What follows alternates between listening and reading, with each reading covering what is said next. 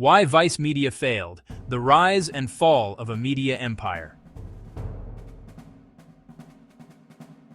In the early 2010s, Vice Media looked unstoppable. It was edgy, it was rebellious, and somehow it had convinced the biggest corporations in the world that it was the future of media. Disney invested hundreds of millions. HBO gave them a television show. Tech investors valued the company at nearly $6 billion. Vice wasn't just another media company. It was supposed to replace traditional media. And then, it collapsed. In 2023, Vice Media filed for bankruptcy. So how did a company that once dominated youth culture crash so hard? The answer is a mix of hype, bad business decisions, and a media landscape that changed faster than Vice could keep up. Let's break it down. The early days, punk magazine to media. Giant Vice didn't start as a media empire. It started as a small punk magazine in Montreal in 1994. The founders, Shane Smith, Soroush Alvi, and Gavin McInnes, wanted to create something raw and different from traditional journalism. Their magazine covered underground culture, drugs, music, controversial topics.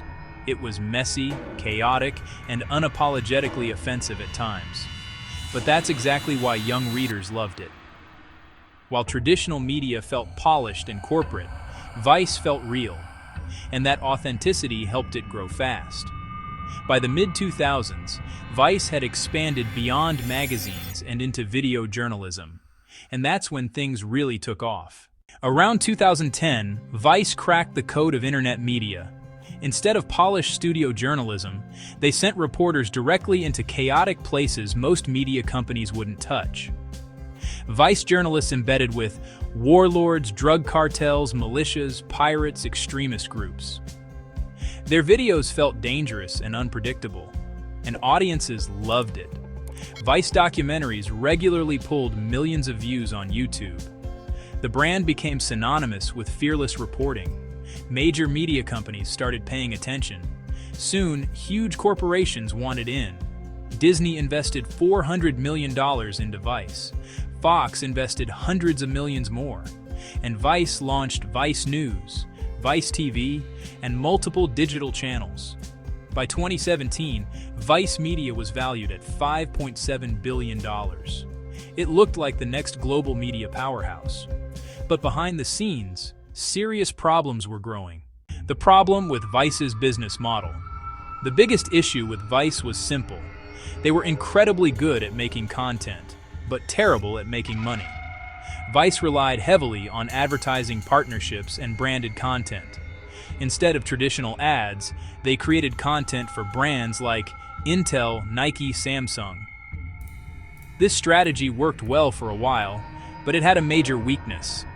Advertising revenue on the internet is unpredictable, and most of the money was being captured by two companies, Google and Facebook.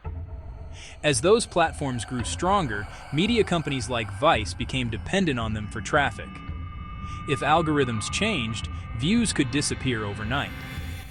And that's exactly what started happening. The social media trap. Vice grew during a time when Facebook video was exploding. Facebook encouraged media companies to produce massive amounts of video. Publishers believed Facebook would become the future of media distribution. Vice poured huge resources into producing social media content, but then Facebook quietly changed its algorithm. Video traffic dropped. Advertising revenue fell. And suddenly many media companies realized something terrifying.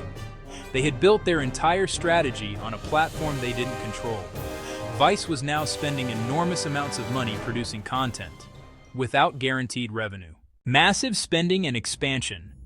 While revenue problems were building, Vice leadership kept expanding aggressively.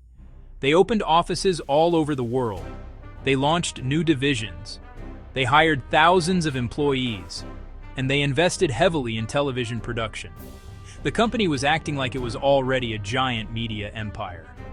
But its revenue didn't support that scale. Vice was burning huge amounts of cash. At its peak, the company reportedly had thousands of employees across dozens of countries. The growth looked impressive on paper, but financially, it was unsustainable. Internal controversies and culture problems. Vice also faced serious internal scandals. Several reports surfaced describing a toxic workplace culture. There were accusations of harassment, discrimination, and poor management. In 2017, multiple executives were forced out. The controversy damaged Vice's reputation. Advertisers became more cautious, and the company had to spend time and money restructuring leadership. At the exact moment Vice needed stability, it was dealing with internal chaos. The media industry collapse. Vice wasn't the only digital media company struggling. Many of the companies that were supposed to define the future of media began collapsing around the same time. Companies like BuzzFeed News, Mashable, Gawker, all faced layoffs, closures, or major restructuring. The reason was simple. Digital advertising alone wasn't enough to support huge editorial teams, and audiences were shifting toward short-form creators on YouTube, TikTok, and independent platforms. Traditional digital publishers were getting squeezed from every direction. Vice was one of the biggest casualties. Bankruptcy. By 2023, the situation had become impossible to ignore. Vice had massive debt. Revenue wasn't keeping up with expenses, and investors were no longer willing to keep funding the company. So Vice Media filed for Chapter 11 bankruptcy. The company was eventually sold to a group of lenders for a fraction of its previous value. Just a few years earlier, Vice had been worth nearly $6 billion. After bankruptcy, it was valued at a tiny fraction of that. One of the most hyped media companies of the 2010s had collapsed. The real lesson: Vice didn't fail because its journalism was bad. In fact, many of its documentaries and reports were groundbreaking. Vice failed because it believed attention equals a business model. Millions of views don't guarantee profit, and building a media company on platforms you don't control is extremely risky. The internet rewarded Vice with massive cultural influence, but influence alone couldn't pay the bills.